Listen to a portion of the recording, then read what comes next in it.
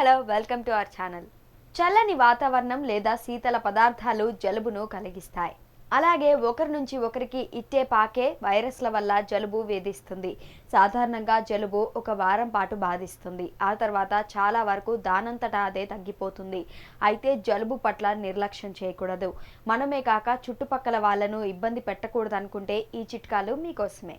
తుమ్ము వచ్చేటప్పుడు తప్పనిసరిగా నోటికి చేతి రుమాలు లేదా టిష్యూ పేపర్ అడ్డం పెట్టుకోవాలి. తరచుగా చేతులు కడుక్కోవడం, పొడిగా ఉంచుకోవడం అత్యంత అవసరం. ఇంట్లో వారి టవల్స్, ఇతర వస్తువులకు దూరంగా ఉండాలి. మంచినీరు, రకరకాల పండ్ల రసాలు, ద్రవాహారం ఎక్కువగా తీసుకోవాలి. సాధ్యమైనంత విశ్రాంతి తప్పక తీసుకోవాలి. ముక్కు దిబ్బడ వదలడానికి ఆవిరి పట్టడం చాలా మంచిది. కాచి చల్లార్చిన మంచినీటిని పైగా గోరువెచ్చగా తీసుకోవాలి. జలుబు పూర్తిగా తగ్గే వరకు వేడి నీళ్ళల్లో ఉప్పు వేసుకొని పుక్కలించడం మర్చిపోవద్దు. దీనివల్ల దగ్గు, గొంతు ఇన్ఫెక్షన్ దరిచేరదు. శుభ్రపరిచిన గుప్పెడు తులసి ఆకులు, కొన్ని మిరియాలు కలిపి మెత్తగా దంచిన మిశ్రమాన్ని తీసుకోవడం వల్ల జలుబు, దగ్గు తగ్గుముఖం పడతాయి. అల్లం ముక్కలు లేదా రసంతో తేనె కలుపుకొని తీసుకుంటే జలుబు, దగ్గు నుండి ఉపశమనం కలుగుతుంది.